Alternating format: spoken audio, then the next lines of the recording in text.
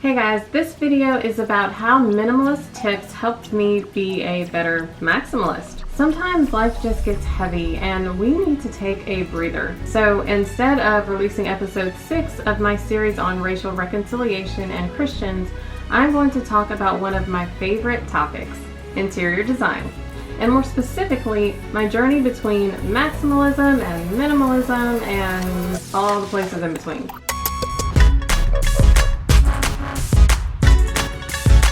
In case you have been living on another planet and have never heard of minimalism, it is a style that is rooted in extreme simplicity and functionality that has made its way into art, architecture, fashion, and interior design. In the past decade or so, minimalism has made a resurgence in popularity alongside veganism and all things eco-friendly. In fact, that resurgence makes sense because these ideologies all seem to play really well together and they kind of support one another. For years, people have been getting on the minimalism bandwagon, and I can understand why.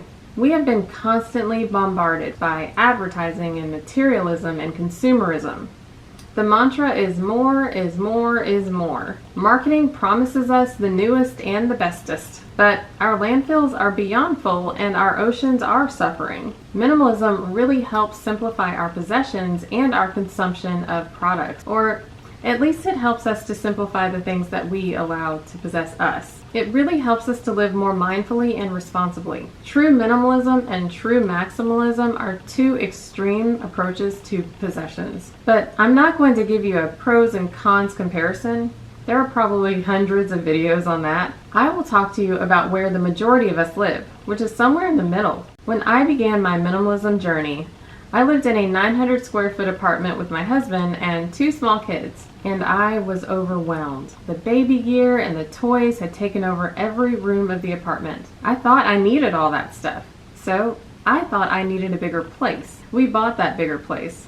An absolutely beautiful 3,100 square foot Italianate Victorian home on the Historic Register, built in 1876. That home was an absolute dream, but the stuff just kept growing as my kids grew. I was at my wit's end when I stumbled across a channel on Minimalism by Darci Isabella. She raised 10 kids in an average-sized family home in Illinois, and I just loved how practical her channel was. It was such a breath of fresh air to see her publicly choosing to just be true to herself. She even went as far as changing her legal name, even after having adult children. Now that takes some guts. In the beginning, she definitely was the main encouragement for me to get going with my journey to minimalism. But more importantly, she openly talked about just learning to accept and be yourself. And she did this by example. Forget what other people think, even if they are close to you. They are not you. If you struggle with self-acceptance, please go check out some of her videos. Minimalism for her goes not only into how she cares for her home, how she homeschools or manages her clothing, but also how she and her family eat and stay healthy.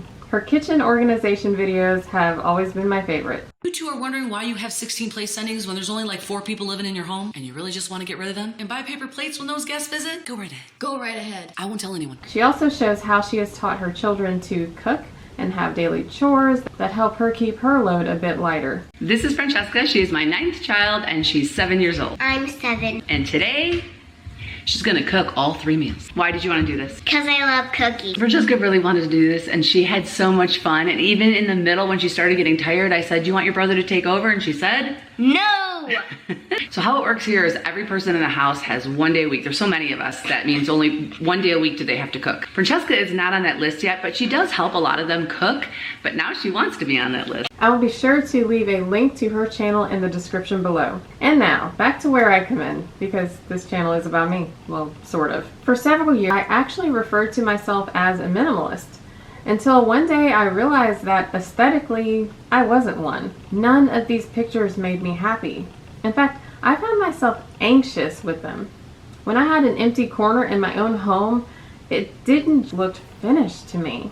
And somehow mentally and spatially, I just couldn't let that go. At the same time, surfaces covered in pictures and knickknacks made me just as anxious. On the one hand, I felt having it all out was too much to maneuver around to keep clean, so I was always fidgeting it with stuff and rearranging my decor. But then I get tired of the look and having to clean around all that stuff. This actually made me resent having the stuff, so I'd want to get rid of it all. But then I knew I didn't just want to get rid of it all. These pieces had meaning for me, and I found happiness in the memories that some of these possessions brought up. Some minimalists would say that taking a picture of the special objects would be enough. That just wasn't me. However, in watching Darci's videos, she actually taught me that there were different ways to incorporate minimalism. As I've said before, living minimally means different things for different people. And I really appreciate all the diversity amongst minimalists and how we're not all just like this way or that way. Before I get started, I want to suggest for those who are minimalists or on a path to minimalist discovery or just thinking about it. Whatever your interest is in minimalism, seek out the parts that motivate you, inspire you, brings you happiness and contentment. If you go into it with the attitude, this isn't going to work for me, not surprisingly, it's not going to work for you. But if you go into it with a positive outlook, you'll find what works for you. And she learned this through trial and error, I'm sure, because she's married to a maximalist and, well, she has 10 kids. Not all of them are minimalist. Even though I have been simplifying my possessions for over 7 years, no one entering my home would ever call me a minimalist. But they all, seriously, like all of them, have commented on my decor and how clean my place looks. The emphasis is on the word looks. I am a visual person. That kind of comes with the territory of being an artist and a designer. I love detail. I love it in my clothing, in architecture, and my furniture, and fabric textures, and my use of pattern, and more pattern. I love the intricate. I'm also a person that completely forgets about something if it is not in plain sight. So hiding everything away for the aesthetic of minimalism just doesn't work for me. On the flip side, having everything out in plain sight made cleaning a nightmare, and I hate to clean. Basically, I wanted to look like a maximalist, but clean like a minimalist. So how does a person with a need for variety find that balance? How do I have my collections? What if I want to display pieces that I find meaningful, or whole groups of them? Should I only have 33 items of clothing? What does order and simple maintenance look like for a maximalist? Does maximalist mean hoarder? Eventually we will get to all of these questions, but today I'm going to give you my first tip for maintaining that maximalist vibe with minimalist maintenance. It is the art of display. You know, our grandmothers were onto something with their glass-fronted china cabinets and entertainment centers and curio cabinets. I know that dining rooms have gone out of style in favor of the open concept living area, but that china cabinet could be a valuable piece of furniture for the stuff you have. Aside from actual china, I have seen people put pictures in them, a special book collection, or a miniature library. I've seen them as display for a coffee bar and special mugs, and they look great. And best of all, there is no dusting. Guys, glass making dates back to 3600 BC in Mesopotamia. Use it. And this idea that curio cabinets and china cabinets are outdated is a complete myth. What is it that you like? Find a cheap one on Facebook Marketplace or at a yard sale and make it your own. I mean, unless you just love dusting and have a special relationship with your duster. That's possible, I guess. As much as I love the principles and simplicity of minimalism, I just don't feel comfortable in it. And I'm sure some of you can relate to this. And that's okay. God made us all different and we all enjoy different things. The only requirement is decency and some level of order.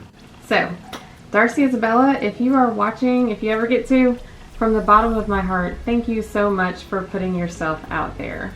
Thank you for having the courage to be yourself. And thank you for teaching me and everybody else by example to see and accept ourselves as we are. And now that I have minimized some of my stuff, when I put those special objects that I decide to keep in my glass cabinet, they look as special as I feel they are. I can have my maximalist decor and clean like a minimalist. Hey guys, if you like this video and want to see more content like it, please like and subscribe to this channel. I've got lots more minimalist tips for the maximalist at heart. Thanks for watching. See you in the next video.